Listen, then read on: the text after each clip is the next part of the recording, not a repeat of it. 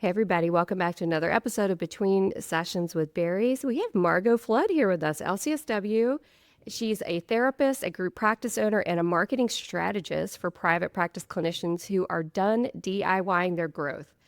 She built a fully booked private practice in 7 months, scaled to 15K plus months, and expanded into a thriving group practice by mastering messaging and SEO-driven strategy that works in the background 24/7. Through her coaching program, Private Practice Powerhouse, she helps therapists clarify their niche, own their power of their work, and create booked out, freedom-based practices that don't require burnout, constant posting, or selling their soul to the algorithm.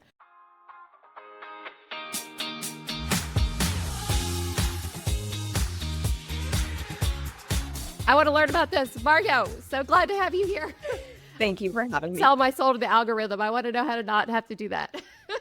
We all have our moments. I completely get it. Thank you so much for being here. If you could, would you just tell us a little bit about yourself? And maybe we could just dig right into the idea of, like, most therapists are marketing really hard. They're on social media, they're in all the places.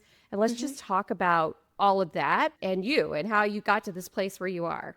Absolutely. Yeah. So I have had my private practice for 2 years as of this month. So I opened in March 2024.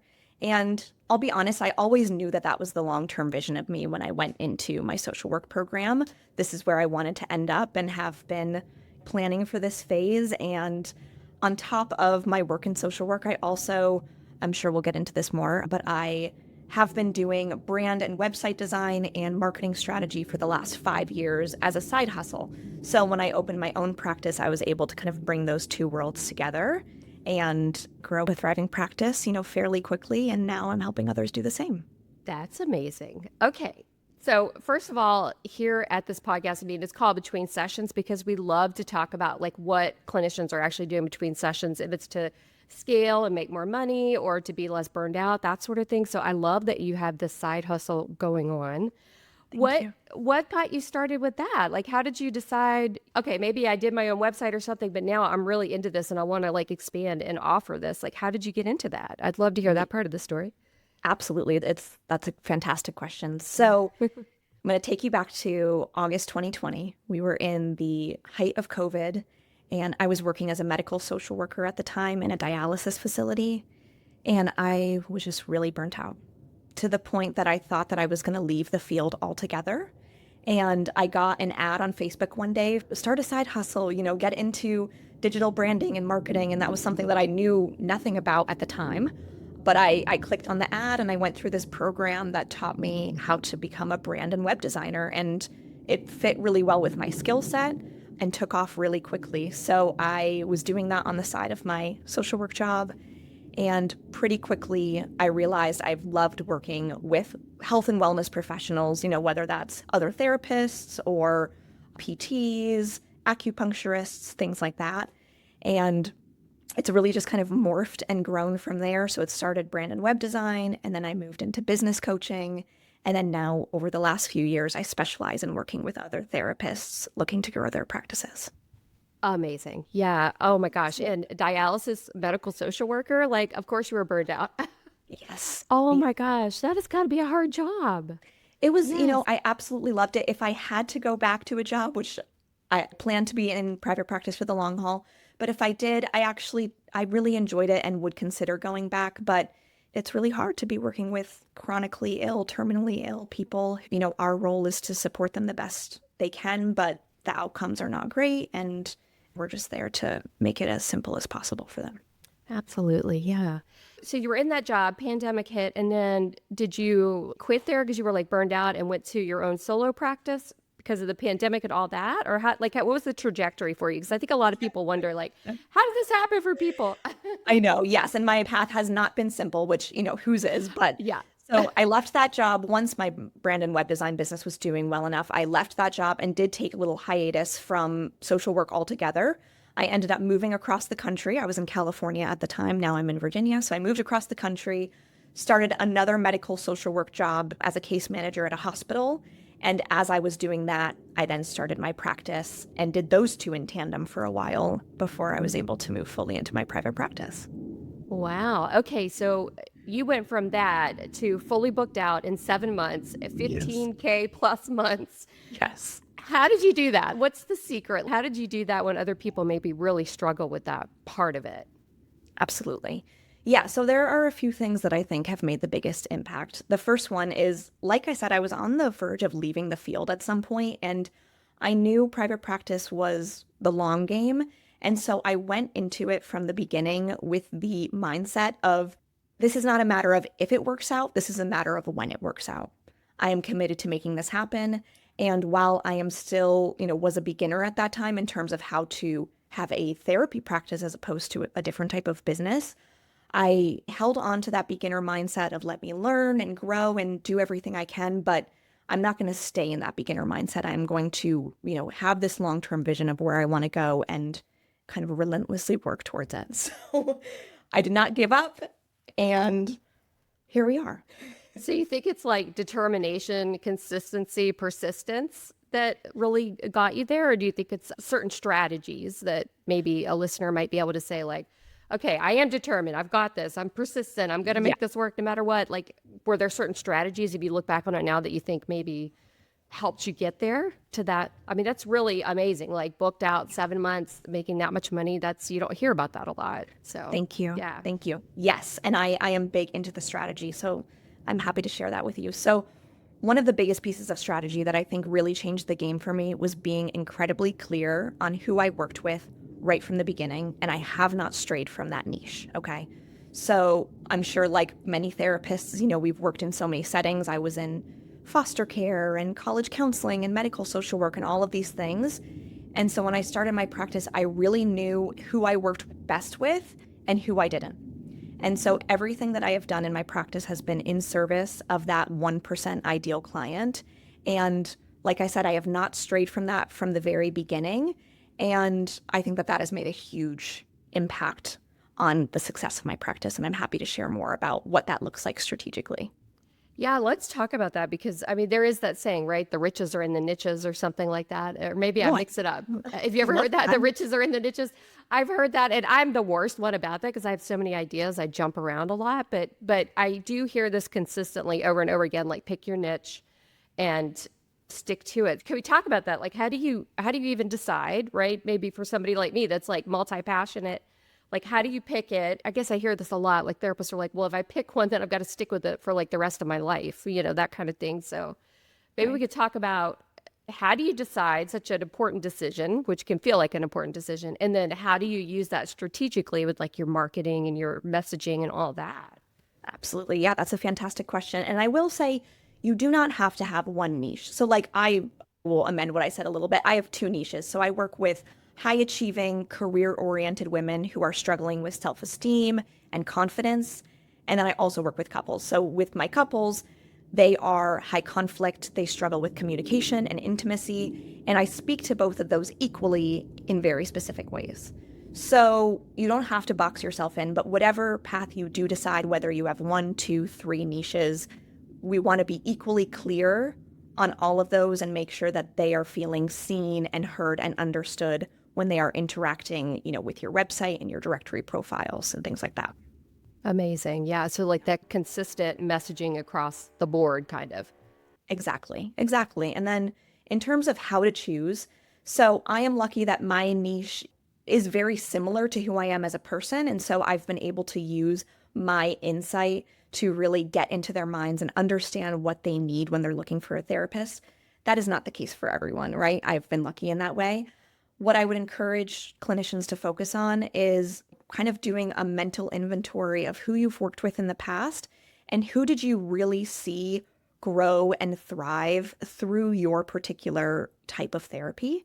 And if that interests you enough and excites you enough, ask yourself, can you see yourself staying with that niche long term? And if the answer is yes, then really dig into who they are, what they're thinking, what they're feeling, how they're spending their free time, who they're talking to, what they're inspired by, all of the things. The better we can get to know them, the better we're going to be able to speak to them directly. Amazing advice. Yeah. And I wonder, since you're an SEO specialist, Because I've heard different theories on this, right? I've heard like, okay, well, if you really like feel passionate about multiple things, have copy for all things and change your website up every 6 months or something. Change the copy, change the messaging, that sort of thing to attract a different customer if you're like tired of that niche or whatever, if you want to mix it up.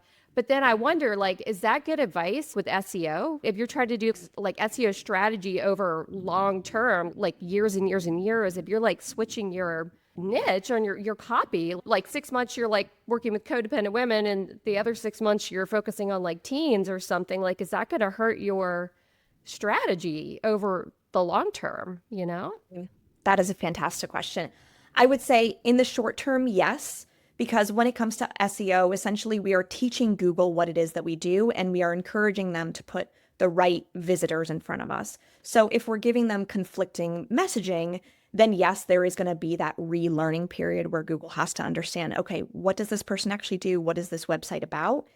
But with SEO in general, I see like a 3 to 6 month lag time between when you start doing something and start getting results. So will it hurt you short term? Yes. But if you really feel committed to switching up your niche and evolving your practice over time, which we should be doing, then expect to see a little bit of that growing pains again. And then eventually the SEO will catch up.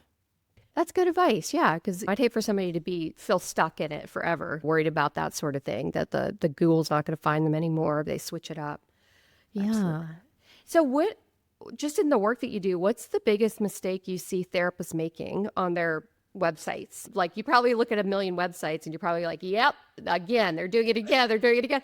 Like, what advice can you give around that for somebody that's like working on their own website? Yes. Oh, I'm so grateful you asked this question because I want this message to be heard by everyone. Okay.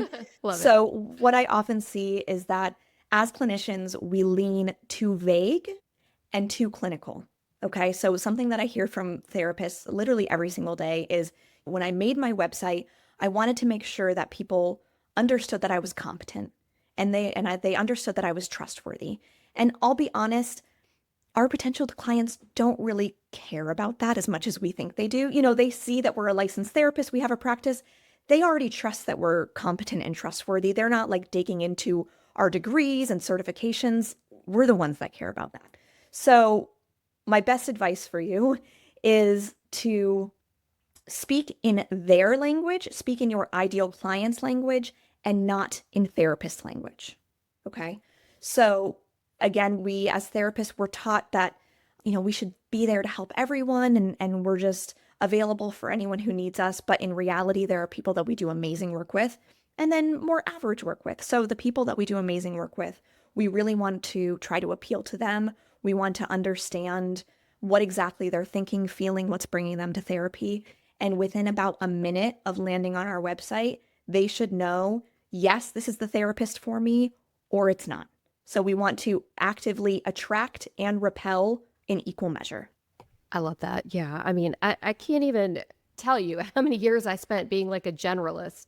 And then I've got like, I've got like 15 clients that are, I don't even know how to help like major depressive disorder. Like, I hate when they come to my office because it's so depressing to me. Like, I just could never figure out a good intervention to help. And I would just get these waves of just like people that weren't who I wanted to work with for a long time, and it was hard. I just wanted to fill my practice, so I did it. But, I love hearing that. I think a lot of therapists probably are afraid, like, I'm going to repel a lot of people and I'm not going to get full, but it's actually the opposite of that, right? I mean, that's your experience.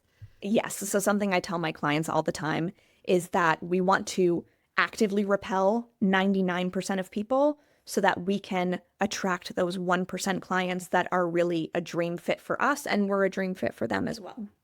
I love that advice. I really do. Thank you. So you help with that, with the marketing, the messaging, and that sort of thing. And then you help therapists get into that mindset around like having their own practice. I don't know. Do you help with just like solo practitioners mostly, or do you help scale to group practices since you're familiar with both? I do both. Yes. Okay. Yeah. Okay. So in terms of the scaling, we cover, group practices. We cover going into courses and programs and coaching, workshops, any way that a therapist wants to scale and go beyond the one-to-one work. I highly encourage that and help them with that as well. That's amazing. So, have you noticed maybe a mindset shift that new therapists or maybe somebody leaving a dialysis center or wherever, like an agency job or a group practice, have you noticed that there is sort of like a core consistent like mindset shift that has to happen with newer practice owners that they might not be ready for? They might not even realize that they need to have that mindset shift to be successful with the entrepreneurial like practice? Absolutely. Yeah, fantastic question. So I would say as clinicians, we are conditioned in a very certain way. We are taught to help, we are taught to make ourselves available. We are in the helping profession, don't ever expect to make money what we're doing. And all of those things are very antithetical to a thriving therapy practice. So a lot of the work that I do with my coaching clients is around their beliefs. And when I say beliefs, it's like you can't ask someone like, hey, what do you believe? And they're going to be like, well, I believe money doesn't grow on trees. Like to them, it's not a belief, it's just a fact. And so we kind of uncover and dig through what do you believe is factually true about being a therapist? And is that going to support you in the type of practice that you want to have? And usually the answer is no. So, we do that kind of identity shifting to shift into more of a mindset of, oh, me being well resourced, working with clients I love, making enough money to support myself, that actually is going to make me the best clinician possible for the people that need my work, as opposed to, it's selfish or greedy or we're just in it for the money, things like that. It's so important. I have that Facebook group called the Traveling Therapist, and almost every day somebody says, I can't go private pay because they want to go live and work internationally, like with portable practices. And they say, I can't because I'm on insurance panels and nobody's going to pay a self-pay rate for me, and I just see that every day. And I just was typing in there like last night, I think I was like, let me gently challenge that mindset a little bit, because it's like, people can't afford things if they think it's going to be transformational for them, like that mindset around like, I can afford $150 for a session if it's going to like change my life. But if we don't even believe it, we're not going to put that energy out into the world. You know what I mean? It just, yeah. And I was trying to say that last night. I'm like, don't pigeonhole yourself so much, into like, I've got to take insurance forever and nobody can afford me, like that kind of thing. I guess you probably see that all the time in your coaching, I would imagine. Absolutely. Absolutely. Yeah. And it is our job as both therapists and practice owners to really instill that confidence in our clients that I know the transformation is worth it. And I trust that you are going to see the transformation is worth it once you commit to the process. Absolutely. So, for therapists that are maybe feeling embarrassed about not being booked out yet or not being able to get clients under their caseload, do you have advice for them instead of just give up and go work for a group practice? What advice do you have? It's right there. It's like that little bud that seedling is coming. Like, what advice can you give? That's a great question. And I love that you're asking that, because I do hear from people every single day who are so discouraged and they feel like they're doing everything that they can and it's still just not clicking yet. And they're on the verge of giving up. And I wish everyone knew that there is this path available to them. And if they stick with it, they're going to be successful. So here's the thing that I would keep in mind. There are always going to be more people needing therapy than there are therapists, okay? So the market is not oversaturated.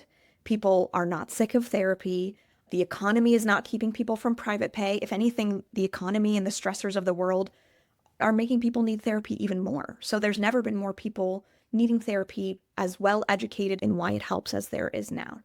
So a fun exercise I like to walk my clients through is just like looking at the numbers, okay? So I'm licensed in 3 states, but my biggest state is Virginia, where I live.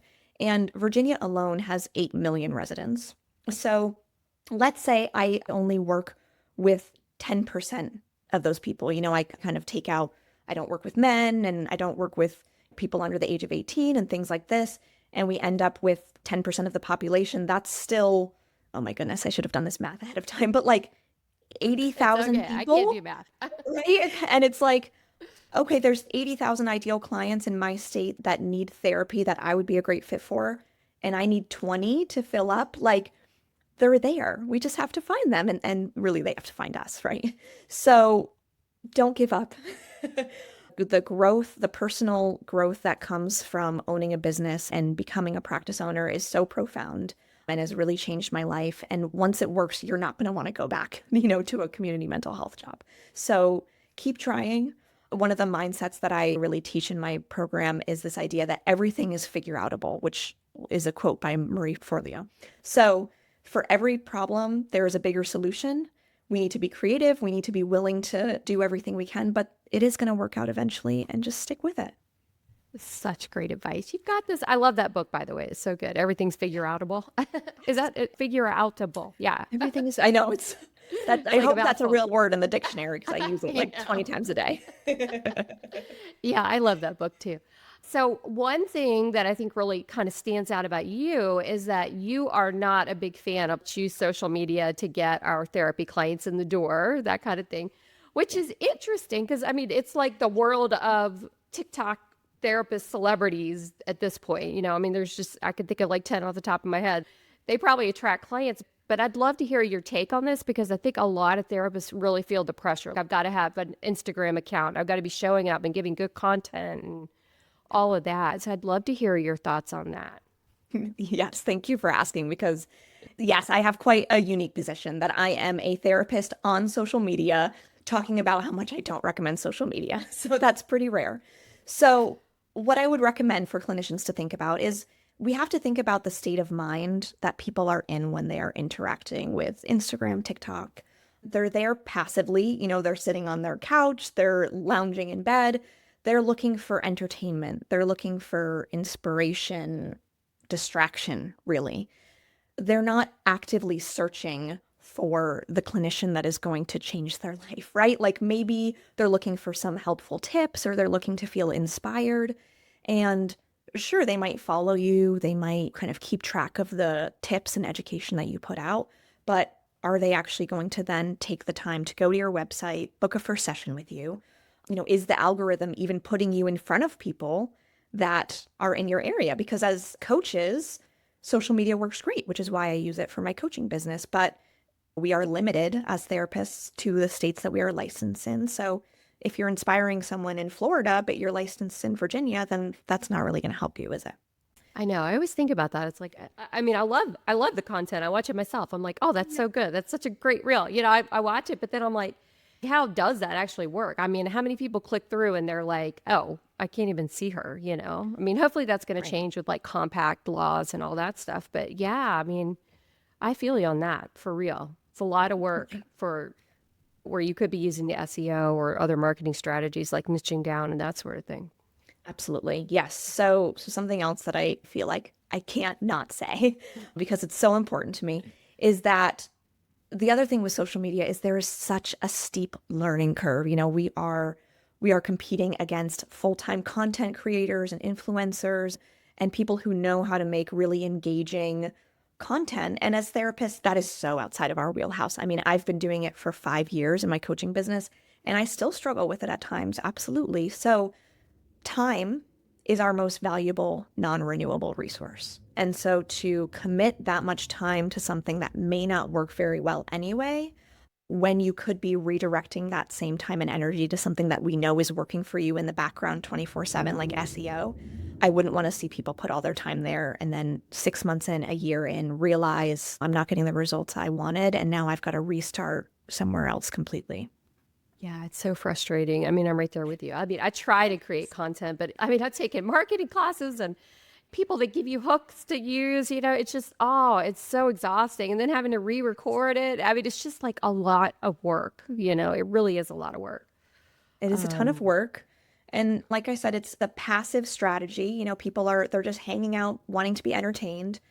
On the flip side, when you focus on something like your website and SEO and directory profiles, you are putting yourself in front of people at the exact moment that they are searching for you. So they've already decided they want a therapist. They are actively searching. They are highly motivated to get started. And if you can get yourself in front of the right people, then, you're getting booked out 24/7 without ever having to touch Instagram, which is my preference. Yes, I like that. Now, I didn't even ask you, do you teach private pay or insurance based? Both. Oh, both. Okay. So you do a little mix of both. Nice. I do a mix of both. I don't fall into either category of you have to be all private pay or you have to be accessible to everyone. I think that there's room for both.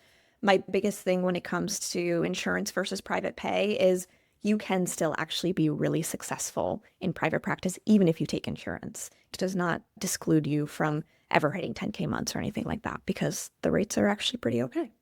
I love that. Yeah. I mean, before I did what I do now, like with AI and stuff, yeah, I mean, that was my whole, I have a membership to teach therapists how to take insurance in their private practices because I felt so strongly about that. But you do always hear this messaging around like, oh, the rates are terrible, but they're really not. I mean, most of my panels pay around 150 a session, which is pretty good, I think. I mean, now I know a lot of therapists are like, well, I charge 250 or 300 a session. You know, I'm not there. I don't charge that, but yeah, I like that you're saying that because there usually is like a hard line for a lot of coaches and stuff. I found, just talking to Right. different people.